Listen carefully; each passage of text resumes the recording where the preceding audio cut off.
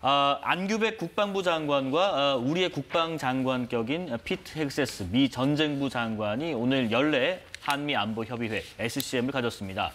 일단 어제는 두 사람이 판문점 공동경비국을 함께 찾았고요. 한미 국방장관이 JSA 동반 방문한 거는 문재인 정부 시절 2017년 이후 8년 만이었다고 합니다.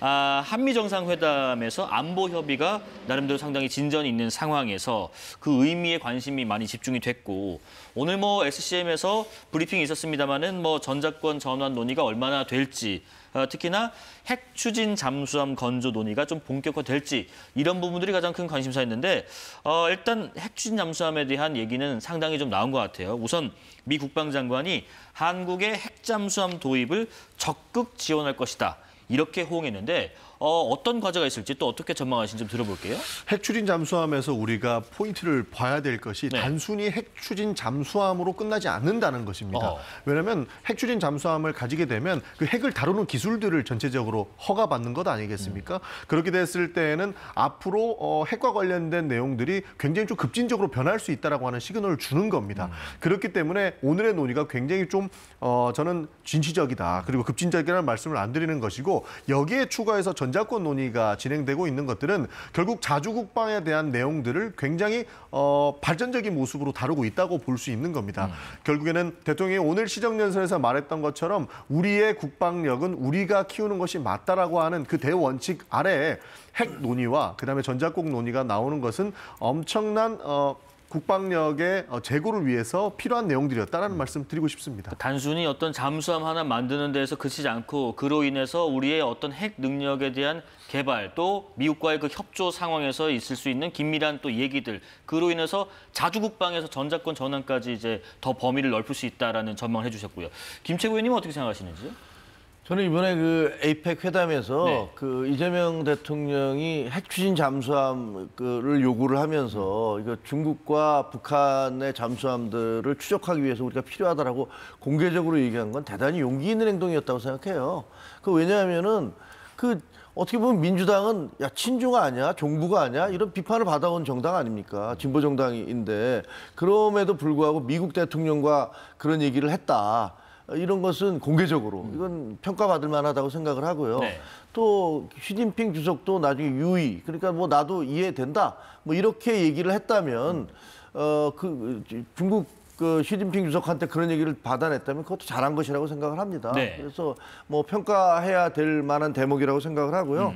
근데 이게 사실은 이제 이재명 대통령님의 혼자 생각이 아니고, 과거에 한동훈 대표도 조선소로 이 한미 갈등을 돌파합시다, 우리 외교적 압력을 조선소를 통해서 돌파를 하자, 조선 산업을 통해서, 그리고 또 핵추진 잠수함을 적극적으로 도입하자는 얘기를 한 바가 있는데, 이게 누가 먼저 얘기했다가 중요한 게 아니라 결국은 우린 그 국가를 위해서, 나라를 위해서 지금 전 의원이 계속 말씀하신 대로 이게 만약에 이제 논의가 시작되면 핵 문제와 관련해서도 저희도 이제 물꼬가 좀 터지는 거잖아요. 그래서 굉장히 잘한 것이다라고 생각합니다. 지금 잠깐 언급하신 것처럼 그 중국 얘기를 공개적으로 했다 보니까 걱정을 좀 했었는데, 강훈식 비서실장 얘기는 그랬습니다. 지금 북한의 핵 잠수함 건조에 대한 움직임이 이렇게 드러나 있다 보니까 중국도 설득이 됐다고 생각한다라는 부분이거든요. 중국과 이제 사전에 어떤 사후에 이런 내용에 있어서 교류가 있었을 거로 좀 예상을 하시는지요? 사실 자주국방을 하는데 외세 의견을 100% 수용할 수는 저는 없다고 봅니다. 물론 불편한 사람들, 불편한 나라들이 있다고 한들 우리 국방력을 키우는 것에 우리가 주저할 필요는 없다고 보는 것이거든요. 충분히 사후에 협상할 수 있는 부분들은 남아있다고 보나, 우리 국방력을 증대시키는 데에는 우리 동맹국인 미국과 적극적으로 협력을 해야 된다고 보는 겁니다. 그렇기 때문에 충분히 앞으로 남아있는 과제들을 잘 풀어나갈 수 있는 것을 미리 염두에 둘 필요는 없는 것이고, 기본적으로 자주국방을 위해서 힘을 쏟고 있는 것에 우리가 총력을 다해야 된다는 말씀 드리겠습니다. 오늘도 그 대통령이 자주국방 언급을 또 직접적으로 국무회의 통해서였나요? 하셨단 말이죠. 시정연설에서 했군요. 이 자주국방 차원에서의 우리가 핵잠수를 갖는 것들, 또 자주국방의 어떤 완결점이랄까요? 그런 부분들은 어디에 있다고 생각하세요? 근데 이제 우리가 그 대통령이 말씀하신 대로 그 북한 GDP의 1.4배나 되는 국방비 예산을 쓰고 있지 않느냐, 그렇게 얘기하시잖아요. 63조 이번에 10%인가 증액이 됐어요. 근데 맞는데 사실은 비대칭 전력이잖아요. 우리가 아무리 그 국방 예산을 늘려서 첨단 무기를 비행기를 뭐 잠수함을 막 가져온다 하더라도 핵미사일을 막을 수가 없잖아요. 그러니까 뭐 핵을 갖고 있는 나라하고는 재래식 전력이 아무리 있다 하더라도 이것은 비대칭이다라고 해서 두려워하는 거죠. 그러니까 완결점 그 북한 핵 문제를 어떻게 다룰 것이냐. 우리가 그 북한의 핵으로부터 어떻게 우리의 안전과 그 국토의 그 국민의 생명과 재산을 보호할 것이냐.